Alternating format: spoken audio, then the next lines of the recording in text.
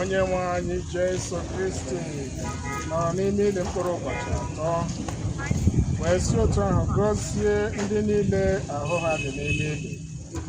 Ya mere ndị ahụ ha dị n'ime ili ji nwee nchekwube karịa na a ga-esi n'ọnwụ bilite ọzọ. Biko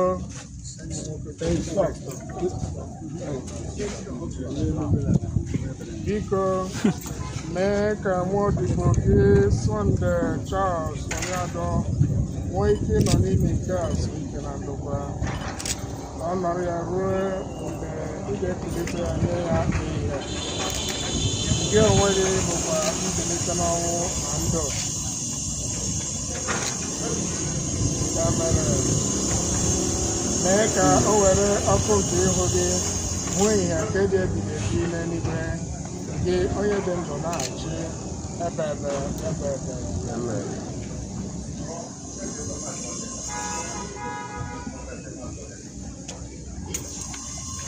Easy, no.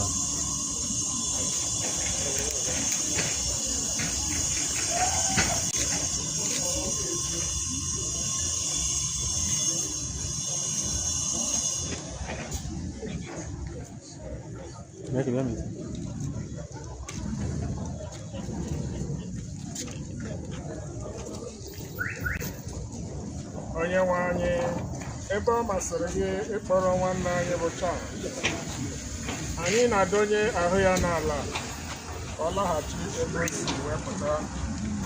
Anyị na-eme nke a n'ihi na ọ masịrị gị Chineke onye ji ike niile isi na ndụ nke a kpọrọkwa nwanne anyị ahụ.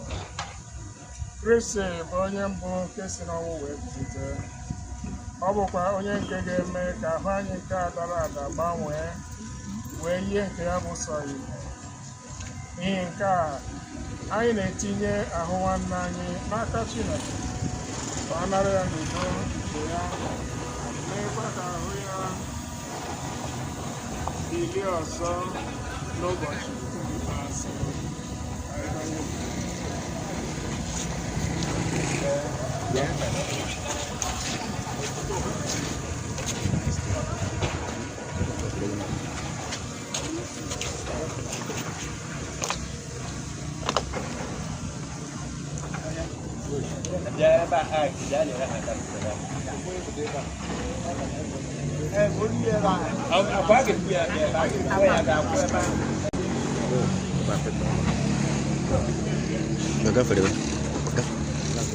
Jiri.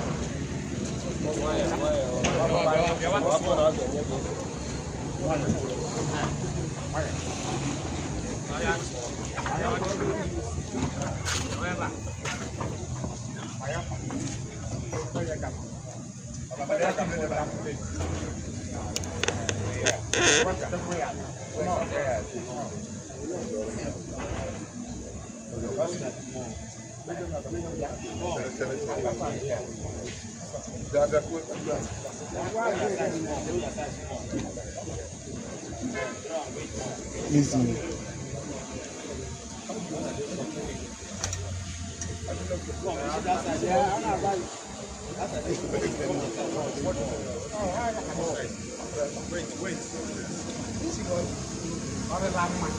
Okay,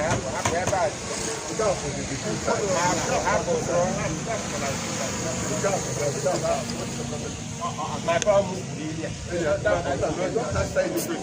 I get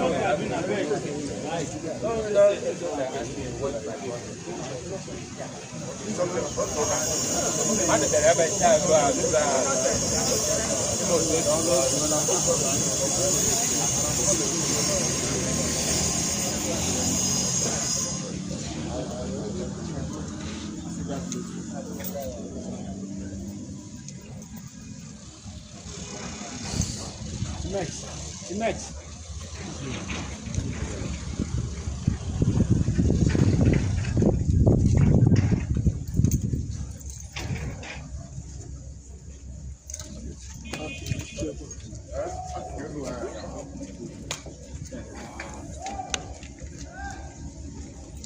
C'était moi, c'est pour moi.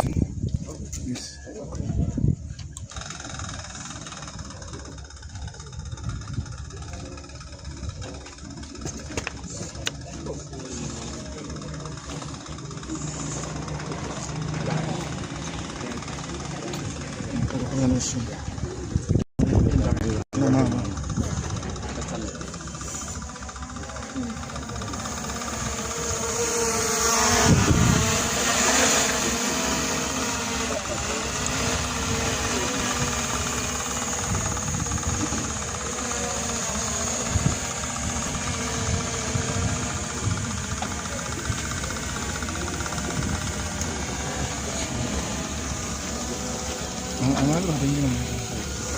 Sorry, c'est pas.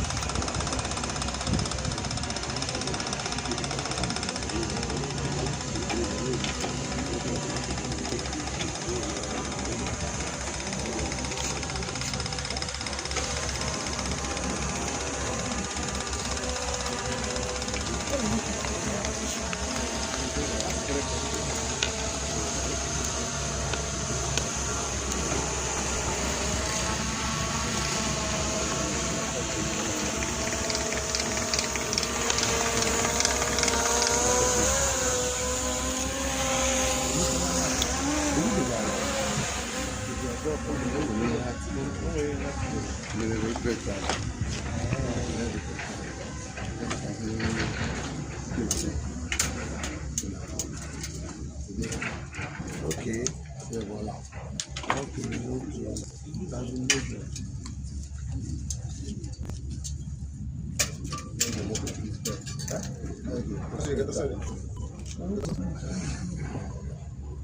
Technology.